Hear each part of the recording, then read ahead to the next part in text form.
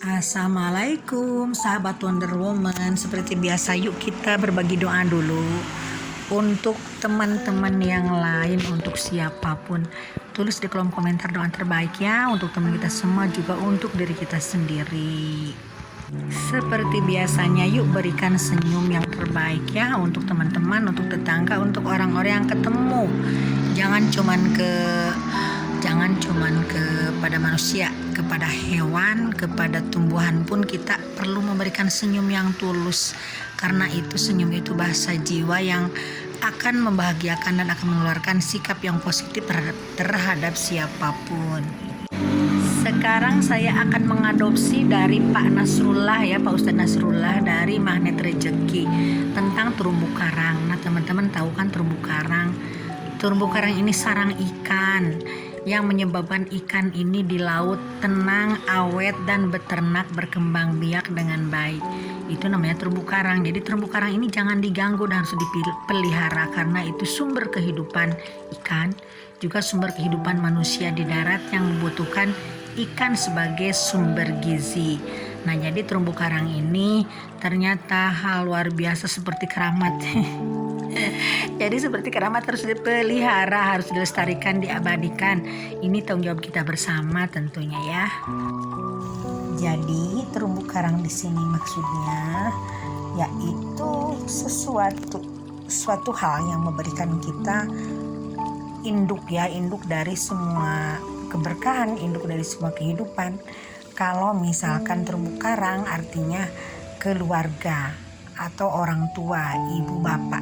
Jadi kita di mana di sana tempat kita berasal, tempat kita berlindung, tempat kita berbagi, tempat kita mengadu. Dari awal kita lahir, dari awal kita besar, dewasa di situ. Nah disitulah sumber kehidupan kita. Artinya kita harus menghormati ibu bapak kita, merawat dan melihara ibu bapak kita, harus juga menyantuni, harus juga membantu beliau sampai beliau nanti tiada. Jadi kita harus benar-benar mengabdi dan memelihara terumbu karang itu. Nah itu terumbu karang itu keluarga, orang tua ya, orang tua kita di mana memang kita berasal, di mana kita dibesarkan, di mana kita dengan segala macam pengorbanannya orang tua kita ini sudah mengurus kita sampai dewasa. Kita harus sungguh-sungguh untuk memang menyantuni, untuk memang mempedulikan, memang mengurusi dan bertanggung jawab terhadap orang tua, terhadap keluarga.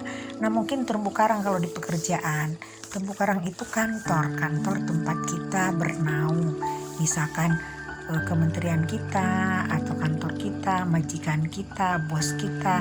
Nah itulah terumbu karangnya. Jadi kita jangan menodai perusahaan kita dengan kebohongan, dengan manipulasi. Jadi kita harus jujur terhadap perusahaan ke atas, juga harus jujur kepada staf-staf kita ke bawah, karena itulah kuncinya. Nah kalau kita bisa memelihara terumbu karang itu, jadi perusahaan itu nanti akan langgeng, perusahaan itu akan memberikan faedah terhadap kita hingga kita merasakan hasil yang luar biasa dari perusahaan tempat kita bernaung. Kalau kita mampu melihara terumbu karang kita, bukan hanya kita akan menjadi kaya raya, sehat walafiat, bukan hanya karena keberkahan, tapi kita pun nanti akan mendapatkan aliran rezeki dari manapun.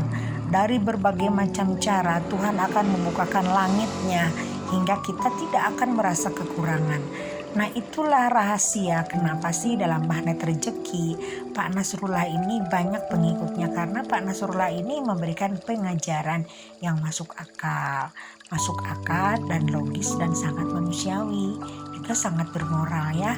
Apalagi kita kan harus menghormati, harus memelihara, harus menyantuni, harus peduli ke orang tua kita, seperti hanya kita dulu diurus sama beliau, diurus sama mereka. Jadi kita pun harus mempedulikan mereka, harus mengurus mereka seperti hanya kita dulu mereka urusin sampai kita dewasa, sampai kita bisa melakukan banyak hal.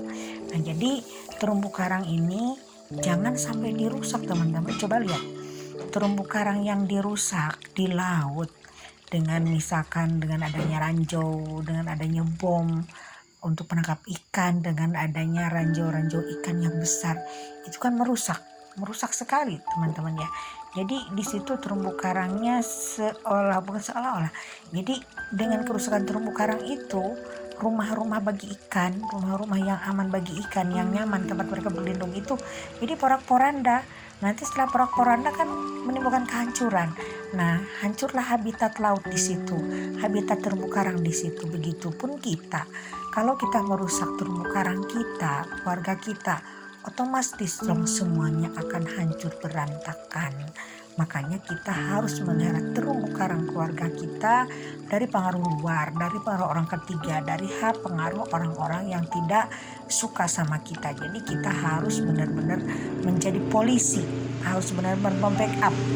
Sorry ada motor lewat, biarkan lewat dulu mereka ya. Jadi kita harus benar-benar menjaga, harus jadi polisi untuk keluarga kita, hingga kita keluarga ini akan benar-benar terlindung dari hal-hal yang ada di luar yang akan merusak keluarga kita, sampai akhirnya nanti kita bisa punya keluarga yang benar-benar terpelihara dari kehancuran akibat orang-orang ketiga. Jadi terumbu karang ini hanya istilah dari Pak Nas ya, dari Ustadz Nasrullah ya, yaitu kita ini harus memelihara sumber kehidupan kita hingga nanti di sana kita akan tetap langgeng, tetap ada abadi, tetap penuh berkah, tetap bisa menolong orang lain. Nah, jadi setelah tahu hal ini, yuk kita pelihara terumbu karang kita, jangan sampai menimbulkan kehancuran, jangan sampai nanti kita mengalami hal-hal yang tidak kita inginkan. Dan kita harus selalu ingat, jadi kehancuran ini bukan datangnya dari diri kita sendiri, tapi kadang-kadang dari orang ketiga, dari lingkungan-lingkungan yang memang tidak diharapkan dari awal. Kadang-kadang timbulnya tiba-tiba, makanya kita harus bersiap-siap sebagai orang yang dewasa, yang punya kekuatan, yang punya keinginan, yang punya tanggung jawab. Kita harus mengedepankan rasa tanggung jawab terhadap keluarga kita, terhadap terumbu karang kita. Jangan sampai ada hal-hal yang di luar jangkauan kita yang memang kita tidak harapkan. Yuk sekarang kita peduli terhadap diri kita, terhadap terumbu karang kita masing-masing. Nah, sekian dulu berbaginya.